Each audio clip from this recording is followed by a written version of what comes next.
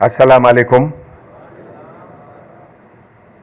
जनाब हकायत अली साहब, जनाब मौलाना वहीदुद्दीन हैदर जाफरी साहब किबला, जनाब तकी आगा साहब किबला, जनाब डॉक्टर निसार हुसैन हैदर आगा साहब किबला, जनाब मिर्जा रियाजुद्दीन हसन अफंडी साहब, जनाब अहमद पाशा कादरी साहब,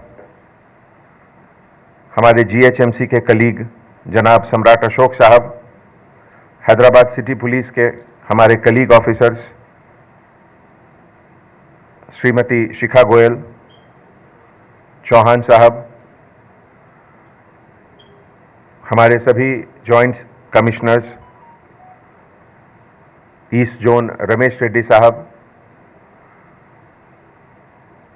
चक्रवर्ती टास्क फोर्स के incharge, DCP south zone, traffic के सभी ऑफिसर्स और सभी इनवाइटीज, ख़वातीन व हजरात, सबसे पहले तो मैं आप लोगों का शुक्रिया अदा करना चाहता हूं कि इतने छोटे से नोटिस पर आप लोग यहां आकर हमारे डिपार्टमेंट की हौसला अफजाई की है। दोस्तों, हैदराबाद शहर हिंदुस्तान का एक नगीना है। इसका कंपैरिजन किसी शहर से करना हैदराबाद की बेइज्जती करना है।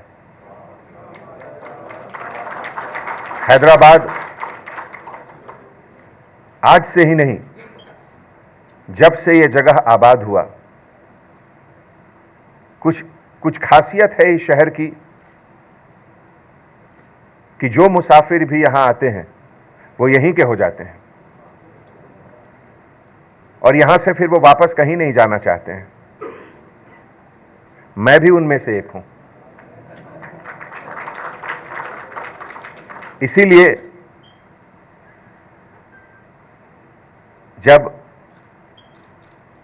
इंसानियत जज्बातों की चर्चा होती है और जब इस तरह के मौके पे हम लोग हर साल जमा होते हैं तो ये जज्बात हम लोग को जोड़ता है और इस जोड़ने के जज्बात में इतनी ताकत है कि रास्ते में आए हुए जो भी रुकावटें कभी आती हैं उसको ये ताकत से हम लोग हटा सकते हैं। मैं करबला को इस नजरिए से देखता हूं। दोस्तों, पिछले साल जहां तक मुझे याद है, हिंदुस्तान में शायद कहीं जुलूस नहीं निकला था, लेकिन हैदराबाद में निकला था। यह आपकी मोहब्बत और आपके रहबरों की ताकत, हम लोग मिलकर यह काम किए थे। इसलिए आप गवर्नमेंट को, डिपार्टमेंट को, अपने लीडर्स को इसका मिलजुल का शुक्रिया अदा करें। इसके साथ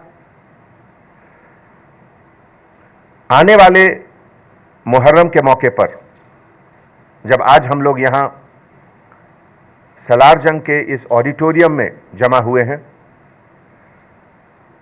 तो मैं तमाम पुलिस ऑफिसर्स और पुलिस डिपार्टमेंट की तरफ से जनाब तुराब अली खान, जिन्हें सलार जंग की टाइटल से नवाजा गया था, उनको सलाम करता हूं, क्योंकि उनके प्राइम मिनिस्टरशिप में एडमिनिस्ट्रेटिव रिफॉर्म्स और जुडिशियल रिफॉर्म्स बहुत बेहतरीन हुई थी और वो अपने समय से आगे का मसला था। हिंदुस्तान में उस समय एडमिनिस्ट्रेटिव रिफॉर्म्स और जुडिशियल रिफॉर्म्स बहुत जगह नहीं हो रहे थे, लेकिन यहां उस समय हो रहा था। इसलिए आज जब हम लोग हर साल यहां जमा होते हैं तो मैं बहुत वाजिब समझा कि उनको आज याद किया जाए और हैदराबाद शहर के तरफ से शुक्रिया अदा किया जाए उनको। दोस्तों, हमारे बुजुर्ग, जब भी मैं उनके बगल में बैठता हूं तो कुछ सीखता हूं। गम इस बात का रहता है कि बहुत कम मौका मिलता है मुझे बगल में बैठने का। आज भी उन्होंने मुझे 3-4 वर्ड्स के मीनिंग और कुछ अल्फाज बताए जिसको मैंने नोट किया। स्कूल में एक हमारे टीचर हुआ करते थे, साइंस का एक सब्जेक्ट था जिससे जुड़ा हुआ इलेक्ट्रिसिटी का भी सब्जेक्ट था। तो वो एक एग्जाम्पल उन्होंने दिया जो मुझे आज उसका हकीकत महसूस हुआ कि जब कभी भी आप किसी बड़े वाटर टैंक के बगल में रहोगे और उसका पाइप कनेक्शन किसी छोटे वाटर टैंक में रहेगा तो पानी ऑटोमेटिकली ऊपर से नीचे आ जाएगा। तो हमारे बुजुर्ग वही वाटर टैंक में मानता हूं सबको।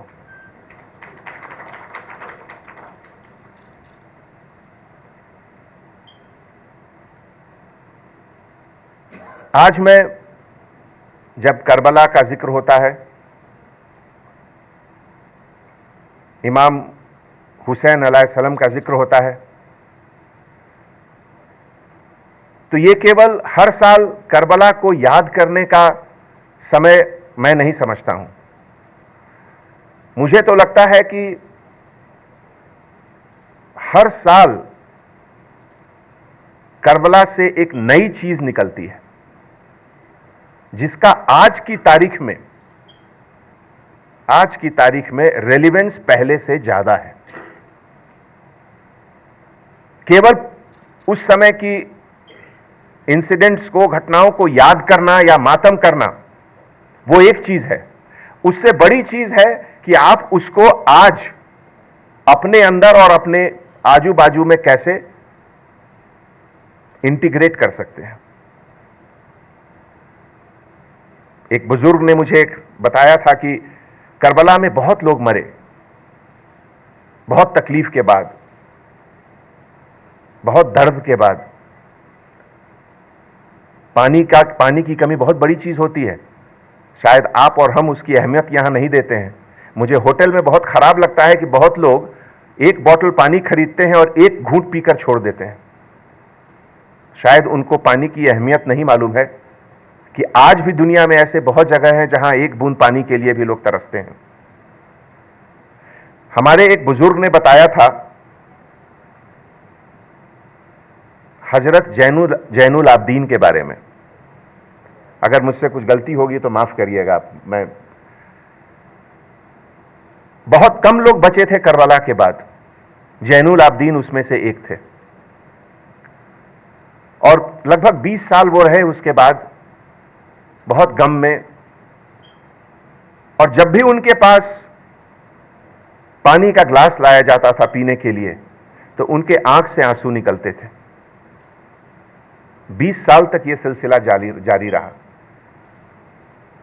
जब भी वो पानी पीते थे, जिंदगी के लिए पानी पीना तो जरूरी है, उन्हें याद आता था करबला का वो वाकया जब एक एक बूंद के लिए, पानी के लिए लोग तड़प रहे थे।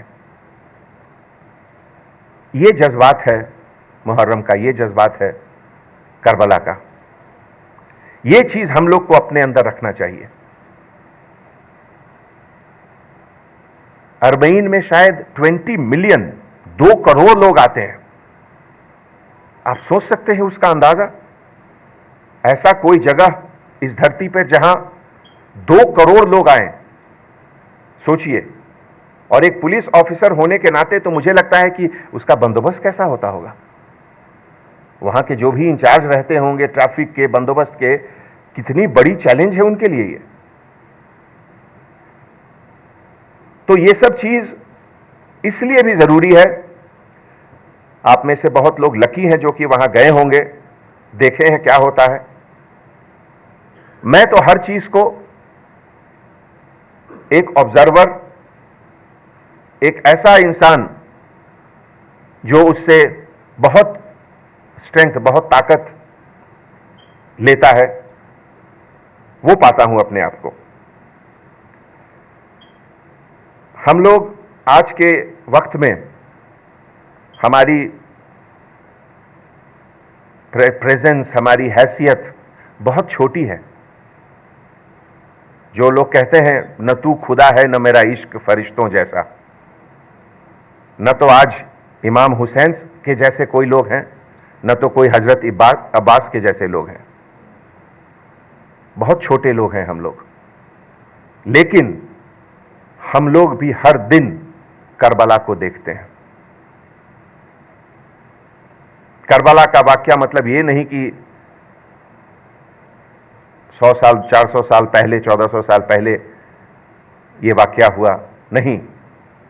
आज भी जहां भी जंग हो रहा है जस्टिस और इनजस्टिस के बीच में, तो वहां करबला है। आज भी हर इंसान के अंदर करबला है। शायद ही कोई इंसान है जो कि अपने आप को ऐसा मानता है कि उसके अंदर केवल अच्छी फीलिंग्स ही आती हैं। नहीं, हो ही नहीं सकता है। इंसान है तो उसके अंदर कमी होगी। अगर इंसान अच्छा है, उसके अंदर कुछ बुराई भी होगी। अच्छे और बुरे इंसान में फर्क यही है कि अच्छे इंसान में अच्छाइयों का परसेंटेज ज्यादा है, बुराइयों का परसेंटेज कम है। जो कुछ लोग शरारती हो जाते हैं, गलत रास्ते पे चले जाते हैं, उनमें अच्छाई का परसेंटेज कम होता है, बुराई का परसेंटेज ज्यादा होता है। इसलिए हर दिन हमारे अंदर करबला है। अभी हमारे डिपार्टमेंट में एक सिलसिला है, हर दिन सुबह 8 बजे से 9 बजे हम लोग टेली कॉन्फ्रेंस पे सभी लोग बात करते हैं एक दूसरे से, सभी हमारे सीनियर ऑफिसर्स। आज एक वाकया सुनकर मुझे थोड़ा अच्छा नहीं लगा। एज ए पुलिस ऑफिसर तो मेरा काम ही है क्राइम के बारे में जानना और चर्चा करना, लेकिन कल एक चेन स्नैचिंग हुआ। सेंट्रल जोन के ऑफिसर शायद यहां नहीं आ जाए हैं। चेन स्नैचिंग, एक खवातीन जा रही थी और उनका गोल्ड चेन बाइक पर आकर 3 लोगों ने छीन लिया। जैसा कि आप जानते हैं, हमारे यहां बहुत टेक्नोलॉजी से है, कैमराज हैं।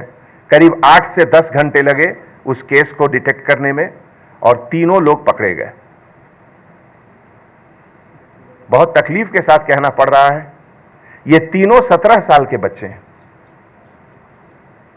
17 साल के बच्चे हैं और चेन स्नैचिंग कर रहे हैं, काला पत्थर के रहने वाले। उसमें से एक गांजा पीता है। ये मैं समझता हूं ये केवल क्राइम और पनिशमेंट का मसला नहीं है। वो कोई बहुत बड़ा कोई क्रिमिनल, कोई गैंग नहीं है वो। अगर 17 साल के बच्चे के अंदर ये ख्याल आ रहा है कि वो चेन स्नैच कर ले, तो ये क्राइम से ज्यादा बड़ी चीज है। ये हम सबके ऊपर एक क्वेश्चन मार्क लगाता है।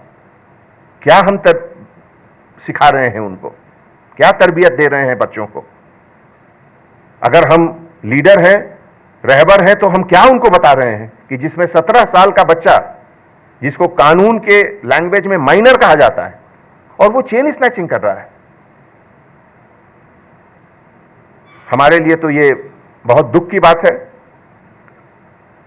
और मैं इस मौके पे सबसे गुजारिश करूंगा कि आप इस पर थोड़ा वक्त दें।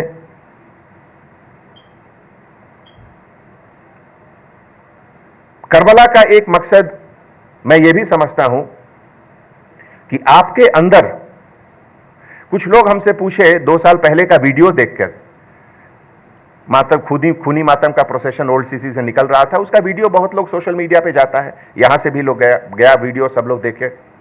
बहुत लोग जो वाकिफ नहीं है बहुत चीज से, हमसे पूछे, अरे यार तुम वहां के कमिश्नर हो, ये क्या हो रहा है वहां, देखो ये कैसा लग रहा है, वहां लोग अपने आप को फ्लैजलेट कर रहे हैं, खून निकल रहा है, क्या ये क्या है? उनको मैं 2 चीज बताया कि जैसा मैं समझता हूं, फिर मैं माफी चाहूंगा अगर हमसे कुछ गलती हो तो माफ करिएगा। मैंने उनको समझाया कि दर्द और तड़प यही एक ऐसी चीज है जो अल्लाह सुब्हाना तआला ने केवल इंसानों को दी है। जानवरों में दर्द और तड़प है, लेकिन अपने लिए है। दूसरे के दर्द को देख के उन्हें वो दर्द नहीं है, लेकिन इंसान में होता है वो। और इसीलिए अगर हम करबला को याद करते हैं तो केवल उस समय के वाकयों को लेकर अपने अंदर दर्द और तड़प दिखाते हैं, वही नहीं है। आज भी ऐसा बहुत चीज है जिसमें कि हमारे अंदर दर्द और तड़प को जिंदा रखना है, इसके लिए करबला है।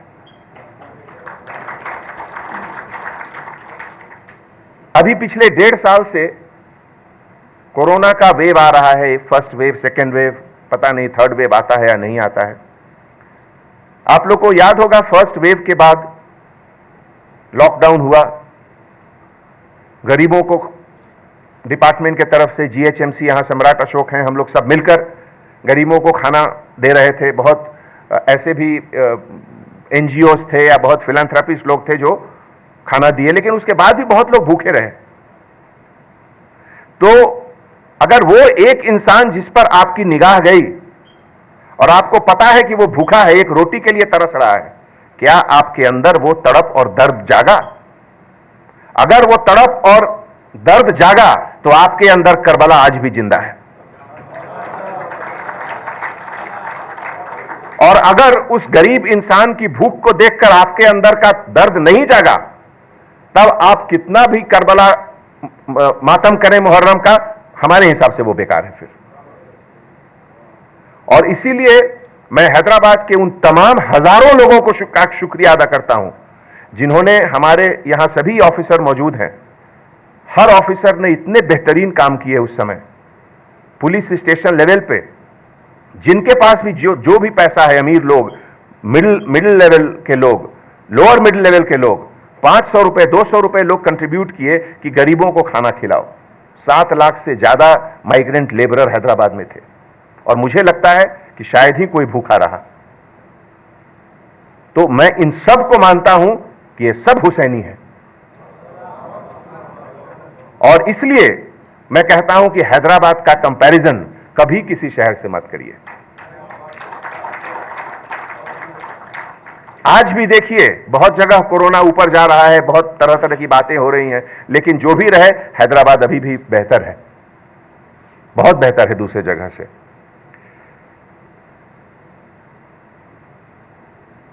दोस्तों, सोसाइटी में हमेशा हर जगह के, हर तरह के लोग रहते हैं, और यही इसकी खूबसूरती भी है और यही इसका चैलेंज भी है। अगर सभी इंसान बिल्कुल एक जैसे हो जाएं, तो शायद मुझे नहीं लगता है कि अल्लाह सुब्हानो व तआला दुनिया इसलिए बनाई है कि बिल्कुल सब आइडेंटिकल हो जाएं। फैक्ट्री प्रोडक्ट मारुति का, एक मारुति 800 कार, सब एक जैसे हो जाएं, हो ही नहीं सकता है, सब में फर्क रहेगा ही, यही दुनिया की कैरेक्टरिस्टिक है। तो हमारे यहां भी ऐसे जरूर बहुत लोग रहेंगे जो किसी चीज को एक दूसरे नजरिए से देखें, लेकिन हमारा ड्यूटी है, हमारा ये रिस्पॉन्सिबिलिटी है कि हम लोग सब मिलकर उनको सही रास्ते पर लाने की कोशिश करें। पहले तो उनको पहचानें और कोशिश करें कि कैसे ये सुधार हो। कुछ लोग ऐसे होते हैं जो समझते सब कुछ है लेकिन खामोश रहते हैं। मेरी शिकायत उनसे ज्यादा है। जो समझते हैं, जो नहीं समझे और वो खामोश हैं, कोई बात नहीं, लेकिन जो समझ रहे हैं और वो खामोश हैं, वो बड़े गुनाहगार हैं। इसलिए जहां भी मौका मिले, आप अगर कहीं इनजस्टिस हो रहा है, आप जरूर उसके लिए आवाज उठाएं। ये जरूर आज के दिन इस चीज को मैं याद करता हूं,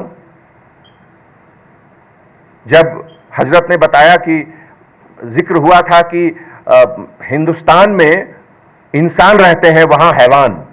तो जब सोचिए कितनी बड़ी चीज है, हिंदुस्तान को इससे बड़ा मेडल और कुछ मिल सकता है क्या, कि उस समय लोग कहे कि यहां इंसान रहते हैं। तो उस इंसानियत को जब हम छोटे लेवल पे देखेंगे, कॉलोनी के लेवल पे, मोहल्ले के लेवल पे, तो आप अगर नजदीक जाइए तो आपको बहुत कुछ नजरिया दिखेगा। कुछ लोग जो खामोश हैं, तो उनके बारे में मैं एक लाइन कहना चाहूंगा कि रोशनी से है दामन बचाए। जो लोग खामोश रहते हैं उनके बारे में मैं कह रहा हूं, रोशनी से है दामन बचाए, कितने खुददार होते हैं ये साए, कितने खुददार होते हैं ये साए, किसी का राज किसी से कभी नहीं कहते। अगर कुछ जान भी गए तो खामोश हैं, ये गलत है। किसी का राज किसी से कभी नहीं कहते, ये एहतियात अंधेरों में पाए जाते हैं। तो हमारा अपील है यही कि इन अंधेरों से लोग को बाहर लाना है, यही है करबला। इसका अगर कंपैरिजन मुझे करना रहेगा तो हमारे हिंदू स्क्रिप्चर में, उपनिषद में भी यह लिखा हुआ है, तमसो मां ज्योतिर्गमय, डार्कनेस से लाइट की तरफ। सबसे बड़ी कल्चरल एडवांसमेंट, सिविलाइजेशन का प्रोग्रेस यही है कि हर डार्कनेस से हम लोग लाइट की तरफ जाएं। सबसे बड़ी चीज यही है। जब हमारे दोस्त ने दिल्ली से फोन किया यहां के रोड पर मातम देखकर, उनको मैंने एक बात और बताया था कि मकसद और मंजिल, ये दोनों की अहमियत को समझिए। बहुत लोग गलती करते हैं, मकसद को मंजिल समझ लेते हैं। अगर आपको मंजिल, आपको छत पर जाना है तो सीढ़ी आपका मकसद है, सीढ़ी ही आपका मंजिल नहीं है। मकसद को हमेशा अपने सामने रखें और मकसद पर पहुंचें, चाहे वो मजहब का मामला हो, दीन का मामला हो, डिपार्टमेंट का मामला हो, प्रेयर करने का मामला हो। माफ कीजिए अगर मैं आपसे कहूं कि अगर कोई बिल्कुल 5 वक्त के नमाजी हैं, एक वक्त भी नहीं नमाज तोड़े पिछले 10 साल से, लेकिन इतने ज्यादा गुस्सैल, इतने ज्यादा गुस्सा, हर छोटा चीज पर खूंखार जानवर के ऐसा दूसरे पर चिल्ला रहे हैं, तो मुझे लगता है कि उससे अच्छा है कि अगर कोई 2-4 नमाज मिस भी कर गए, लेकिन अगर उनके अंदर नमी है, थोड़ी पोलाइटनेस है, थोड़ी कर्टसी है, वो ज्यादा बेहतर इंसान है।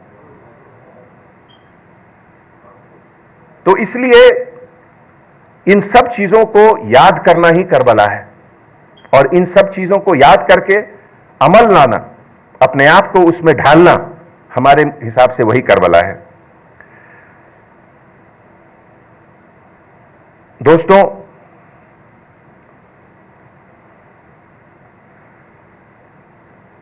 एक ऐसा चीज है जिसके बारे में अभी अखबारों में कुछ दिनों से आ रहा है, और खास करके अगर आप इंटरनेशनल न्यूज़पेपर देखिए, वॉशिंगटन पोस्ट, न्यूयॉर्क टाइम्स, ये सब जो बड़ी बड़ी अखबारें हैं, लंदन टाइम्स, एडिटोरियल उसमें लिखी जा रही है। ये ऐसा कंटेम्प्रेरी सब्जेक्ट है, इसमें बहुत लोग बात करने से घबराते हैं, लेकिन मैं समझता हूं कि आप लोग सब हमारे अपने हैं, हम लोग सब एक परिवार के हैं, इसीलिए मुझे कोई हेजिटेशन नहीं है बात करने में। बस यही है कि अगर कुछ गलती जुबान से निकल जाए तो माफ कर दीजिए। अमेरिका अब अफगानिस्तान से निकल गया, अब क्या होगा अफगानिस्तान में, इसको लेके बड़ी बड़ी आर्टिकलें लिखी जा रही हैं। बहुत बड़ा मसला आ गया ये। और उसमें एक आर्टिकल लिखा हुआ था कि उसमें एक, शायद वो पर्शियन या अरबिक वर्ड है, बुत Shikhar, breaker of the idols, ये अरबिक है या पर्शियन है? जो पर्शियन वर्ड है, बुत शिखन। मुझे लगा, मैं वो डिक्शनरी देखा तो उसके बाद मुझे लगा कि नहीं, ये तो वर्ड बड़ा अच्छा है, इसके बारे में हम इस वर्ड को कैसे समझते हैं, मेरा नजरिया क्या है। मेरे मुताबिक दुनिया में जितने बड़े बड़े बुत हमारे अंदर हैं, उतने बड़े बुत बाहर नहीं हैं। हमारा ईगो सबसे बड़ा बुत है। हम किसी की तरक्की को देख के जलते हैं, वो बहुत बड़ा बुत है। हम गरीबों को देखकर या अपने से छोटों को देख के अपना बड़प्पन दिखाते हैं, वो बुत है। तो पहले उस बुत को खत्म कीजिए। अगर आप बुत शिखन है तो पहले उस बुत शिखन को खत्म करके उसका बात करिए। मेरे हिसाब से यह करबला है। दोस्तों,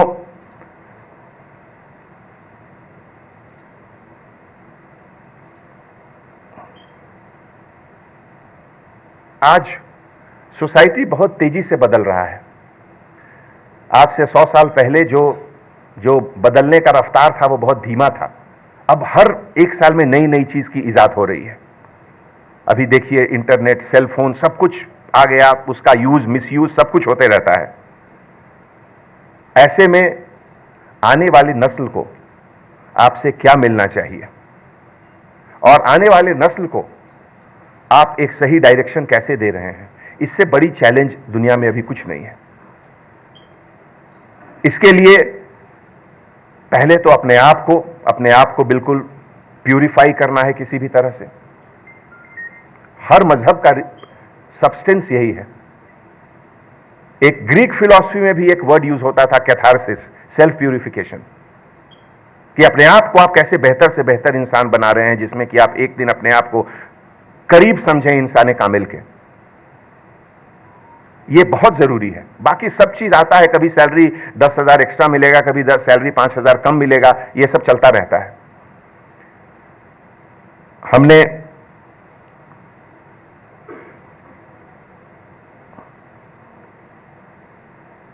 जख्मों की बात की है कि करबला में इमाम हुसैन के ऊपर कितना जख्म था, उसकी गिनती की गई है। उनके घोड़ों के ऊपर कितनी जख्म थी, उसकी गिनती की गई है। शायद ही कोई इंसान है जिसकी जिंदगी में जख्म नहीं मिले हैं। आज गरीब का जख्म और अमीर का जख्म, क्या दोनों के दर्द में फर्क है? मेरे मुताबिक से फर्क है इसमें। अमीर के जख्म का इलाज आसानी से होता है, गरीब के जख्म का इलाज आसानी से नहीं होता है। इसलिए आज हम लोग जब यहां जमा हुए हैं और हम लोग बात करते हैं कि मोहब्बत का, तो अगर 2 या 3 इंसान गरीब को भी हम लोग उसके जख्म को दूर करें, तो मुझे लगता है बच्चों को अगर यह सबक दें कि अपने से जो भी नीचे है उसको मदद करो, जिस तरीके से भी कर सकते हो, तो आज हम लोग का यह मीटिंग सक्सेसफुल होगा। जहां तक डिपार्टमेंट का सवाल है, मैं हजरत से बिल्कुल 100% सहमत हूं, हाथी सबसे आगे रहना चाहिए, लेकिन उसमें आपकी भी मदद की जरूरत है। यह जोर जबरदस्ती का मसला नहीं है कि कोई अगर आगे गया तो पुलिस को उसको पकड़ के लॉकअप में डाल दे। नहीं, यह समझ आपको खुद होनी चाहिए कि जब यह जुलूस में हाथी की अहमियत है, जब हाथी आगे रहना चाहिए तो आप खुद रखिए। हर चीज को पुलिस के ऊपर मत ढकेलिए। यह मातम का माहौल है, यह दर्द का माहौल है, उसमें पुलिस किसी को पकड़ के पुलिस स्टेशन ले जाएगी या क्या सही है क्या? बिल्कुल नहीं। पुलिस का जो काम है हर चीज को एक आसान बनाना। Crime and law and order दूसरा चीज हो गया। यहां पे हम लोग कोई क्राइम और लॉ एंड ऑर्डर नहीं, में उसका नहीं समझ रहे हैं। हर चीज को आसान करना, तो इसमें आपकी भी जिम्मेवारी है। यही नहीं, बहुत जगह छोटी छोटी जहां पतली गलियां हैं वहां हाथी के नजदीक लोग आ जाते हैं, वो भी सही नहीं है। 2015 में एक बार गड़बड़ हुआ था और इस बार भी नया हाथी है। ठीक है, वो हाथी ठीक है, 2 जगह देखे हैं उसका परफॉर्मेंस, कोई गड़बड़ नहीं था, लेकिन फिर भी क्यों मौका दिया जाए? एहतियात बरतिए खुद। बाकी सब जो हमारे सिटी पुलिस के तरफ से हमारे जितने भी ऑफिसर्स हैं, एक बार फिर मैं कहता हूं, पूरे सिटी के सभी 16,000 ऑफिसर्स के तरफ से मैं आपको कहता हूं कि आपके हर गम में हम लोग शरीक हैं। और मुहर्रम का जो ओकेजन रहता है हैदराबाद में, ये हमारे लिए एक सर्विस का मौका है और हमारे सभी ऑफिसर बिल्कुल उसी फीलिंग से आपके सर्विस में हमेशा हाजिर रहते हैं। अगर किसी से कभी कुछ गलती होती है, उसको माफ करिए, उसको सही रास्ते पे लाइए। कोई आदमी परफेक्ट नहीं है। हमारे डिपार्टमेंट भी हो सकता है कुछ लोग गलती करें, इसीलिए आप हैं, हम हैं, हमारे बुजुर्ग लोग हैं, मिलकर उनको सही रास्ते पर लाएंगे। तो एक बार फिर हम अपने तमाम सीनियर ऑफिसर्स की तरफ से, अपने पूरे सिटी पुलिस के सभी ऑफिसर्स की तरफ से सबसे पहले अपने सभी बुजुर्गों का बहुत बहुत शुक्रिया अदा करता हूं। आपके आने से सबसे बड़ी बात होती है कि हमारी हौसला अफजाई होती है और उसके बाद हमारे अंदर जो भी कैपेसिटी है उसको हम लोग और बढ़ाकर बेहतर करके पब्लिक सर्विस, आपके सर्विस के लिए हमेशा हाजिर रहते हैं। बहुत बहुत धन्यवाद, शुक्रिया।